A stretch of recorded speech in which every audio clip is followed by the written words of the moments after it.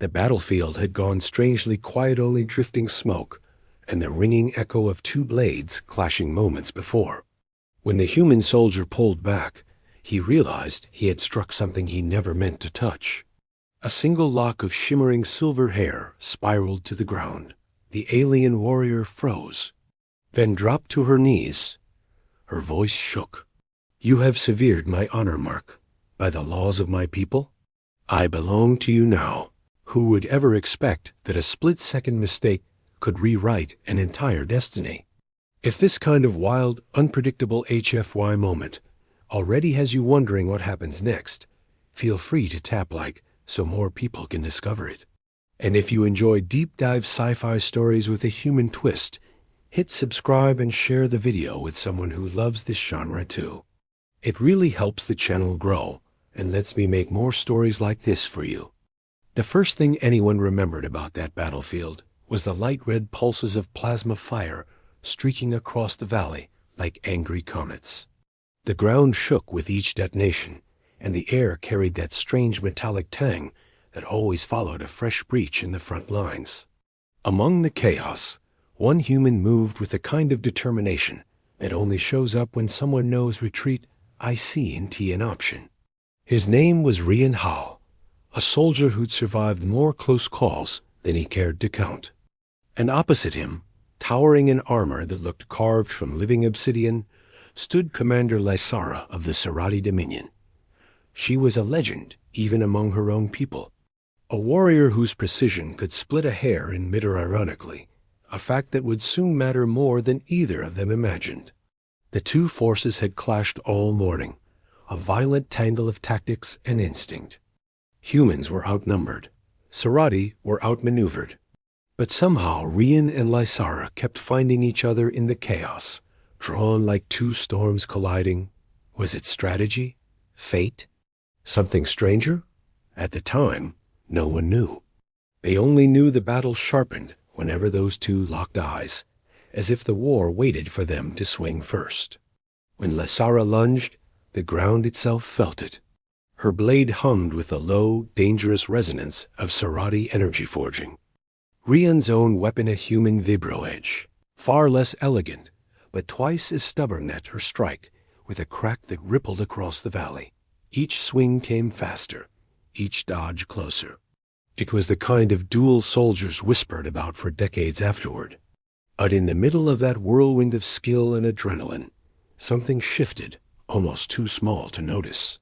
A single mist of dust rose from a shell impact behind them. Not much, but enough to momentarily throw off balance, enough to change an angle by a hair. And sometimes, that's all it takes. Rian pivoted. His blade swept upward, meant to deflect Lysara's next strike. Instead, it met something softer, something that wasn't armor. There was a whisper of resistance, like cutting through silk in weightless air. Then, long silver strand fell in slow motion. It hit the ground before either of them breathed. Lysara froze mid-attack, eyes widening in a way Rian had never seen from a Serati shock. Disbelief. Then something deeper, older, something almost sacred. Rian blinked. Wait, did I? I didn't mean, but it didn't matter. Because Lysara was already kneeling .odd in defeat, not in fear, but in ritual. She lowered her head. Her hand touched the severed hair resting at her feet. Her voice, normally sharp and commanding, came out barely above a whisper. You have cut my whore mark. Rian took a hesitant step back. Your what? She sank fully to both knees, back straight, fists pressed to the ground. The strand I carry into battle. The marker of my freedom. You have struck it? By the laws of my line? I must bind myself to the one who severed it. Rian looked at her as if she'd suddenly switched languages, which, technically, she hadn't. He'd understood every word. He just couldn't understand the meaning. Hold on, he said, lowering his blade. That was an accident, a mistake. I'm not claiming anything. Lysara's head lifted slightly, her eyes meeting his with a strange blend of pride and resignation. Intent does not matter. Serati tradition is absolute. You have taken my honor marker in open combat. My allegiance, my service, my life is now yours to command. For a long heartbeat, the war around them faded. No plasma fire, no shouts, no explosions. Just those words hanging heavily in the air, like a verdict neither of them had asked for. Rian's pulse hammered. Please tell me your people have exceptions? Lysara shook her head once. A vow forged in battle cannot be undone, only fulfilled. He let out a breath he didn't realize he'd been holding. Of all the things he'd expected, victory, defeat, maybe even death, this wasn't even on the list. Nobody trained for accidental life-bonding rituals with alien commanders. A distant explosion snapped reality back into motion. Lysara stood but slowly, with a kind of reverence that unsettled him. She reached behind her and unclasped the remaining part of her honor braid, letting it fall across her armor like liquid metal. She held it out to him with both hands. This belongs to you now, she said quietly. Rian didn't take it. Couldn't. His brain felt like it was trying to reboot. I don't want a servant. Her expression didn't change. It does not matter what you want. The law binds us. A law you didn't choose, he countered. At that, something flickered behind her eyes. Pain? Frustration? Or maybe the sense that she hadn't expected to lose more than a battle today. Yet she straightened her shoulders. My freedom was mine to lose. And you have taken it. Those words hit harder than any strike she'd thrown. Before he could respond, 3 Serati soldiers rushed toward them from the smoke. They froze when they saw their commander standing beside a human alive, unbound, untouched, holding the severed braid. One of the soldiers hissed, "Commander, step away. We will finish the human." Lysara didn't move. Instead, she said, loud enough for them to hear, "He is now under my protection. Anyone who raises a weapon against him raises one against me." The soldiers staggered back as if slapped. Rian stared at her. "Are you trying to get yourself killed?" "That is not your concern," she replied calmly. "My vow. Your vow is going to start a blood feud," he snapped. The battlefield suddenly seemed too small, too fragile. Like the wrong word could set off something far bigger than the war already raging. The Serati soldiers exchanged uneasy glances. They knew the consequences. If Lysara was bound, she was no longer their commander. No longer theirs at all. Commander. "We must report this," one said. Lysara nodded once. "Then go." They backed away slowly before disappearing into the smoke. The moment they were alone again, Rian finally exhaled. He leaned on his blade, trying to steady himself. "This is insane." "You don't even like humans," Lysara corrected him softly. "I respected you as an enemy. Now I serve you as an oath-bound. That's not respect. That's imprisonment. It is honor." He rubbed his face. "We're really doing this, aren't we?" Lysara gave a single solemn nod. Not resigned, not broken, simply accepting a truth she couldn't escape. "This moment," she said quietly, "will reshape everything." Rian didn't know whether she meant their lives, their futures, their factions, or the war itself. Maybe all of it. One accidental strike, one falling strand of hair, and the universe, somehow, was no longer the same. The trek away from the battlefield felt longer than any march Rian had ever made. Even with the air cooling and the smoke thinning, the weight on his shoulders only grew heavier. Beside him, Lysara walked in silence, tall, composed, every step measured. She carried no visible chains. Yet Rian couldn't shake the feeling that she wore shackles forged from tradition older than human history itself. He kept glancing over at her, trying to read the unreadable. "You don't have to follow this vow," he finally said. "No one's forcing you. We accept you." Lysara didn't break stride. "You misunderstand. My people do not fear death, but we fear dishonor. To live without integrity is a fate worse than execution." He sighed. "You ever think your culture needs, I don't know, an update? Her head turned just slightly, her silver eyes catching dim light. We have followed these laws for thousands of cycles. They do not change. That sounds less like tradition and more like a trap. And yet, she replied, they have shaped us into who we are. Rian shook his head. He wasn't trying to disrespect her. But how could she not see the absurdity? A warrior as powerful as Lasara, someone feared across 3 sectors, reduced to servitude because of one accidental slice? But when he looked at her again, he didn't see fear, or regret, or even anger. He saw certainty, and something quietly torn.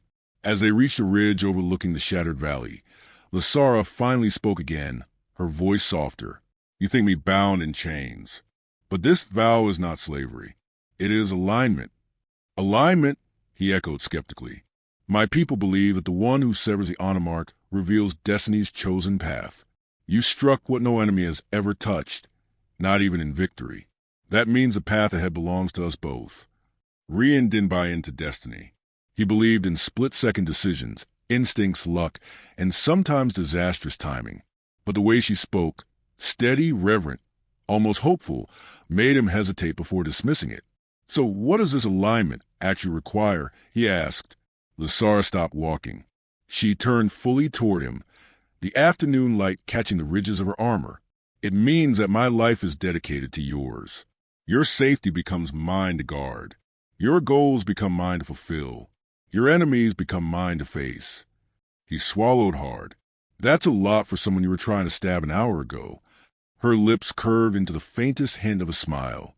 Then perhaps destiny knows more than we do. Before he could respond, a faint sound rippled to the dust-filled air, a distant hum, smooth and rhythmic, far too steady to be battlefield chaos. Lasara stiffened instantly.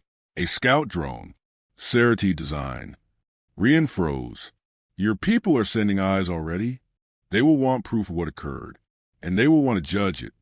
She stepped toward him, not threatening, protective. If the council rejects my vow, they may call it treason, which means they will come for you. The idea hit Rian like cold water. You mean to kill me? No, her jaw tightened. To punish the one they believe corrupted me. Rian's pulse quickened. I didn't corrupt anyone. They will not care. Her voice dropped to a whisper.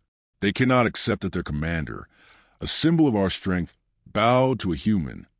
And just like that, the situation sharpened into something deadly and delicate. A vow wasn't just between them. It was a political earthquake. Lasara looked out toward the drone's distant glint. We must move. Now. They descended the ridge, slipping between jagged rocks and cracked earth. Rian followed her lead, though the irony wasn't lost on him.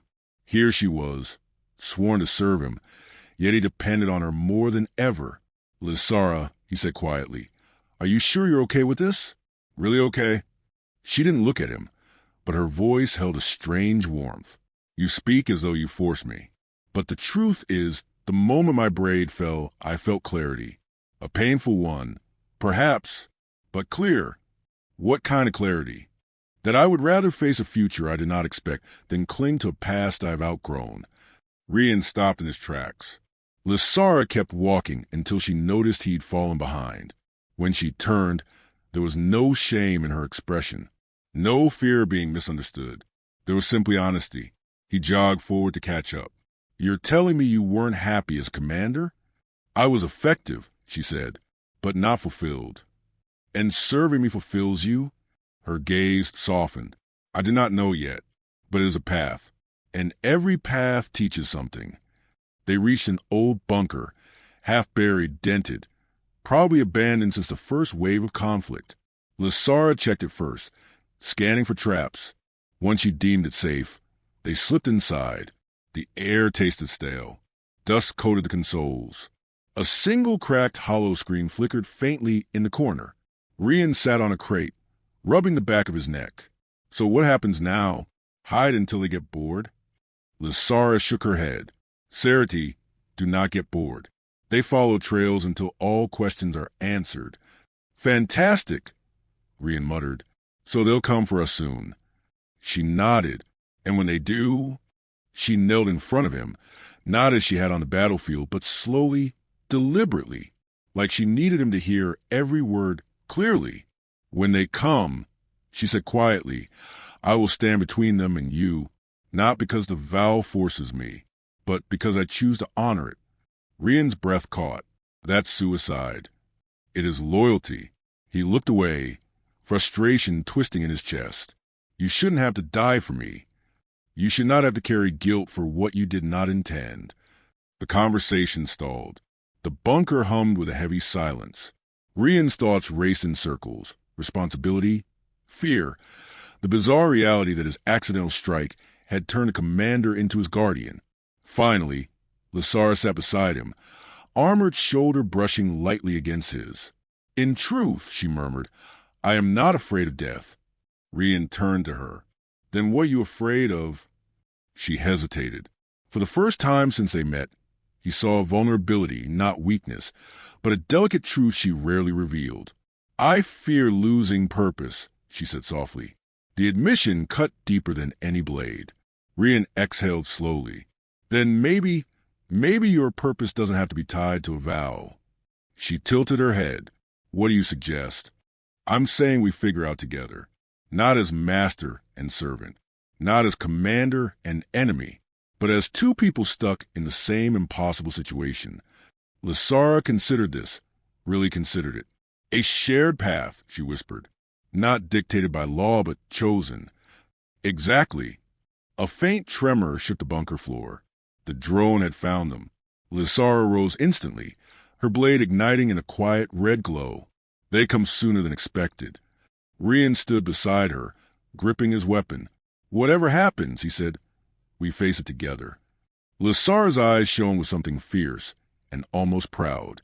"Then perhaps destiny is not as rigid as we believed." Outside, shadows gathered. Armor glinted. Voices approached. The war wasn't waiting anymore. It was coming straight for them. The bunker walls shook again, dust drifting from the ceiling in thin, trembling streams. Rian tightened his grip on his weapon, heart pounding in rhythm with the distant footsteps. They weren't rushing. They were confident, intentional. The Serity didn't need to storm the bunker. They only needed to surround it and wait for fear to do their work.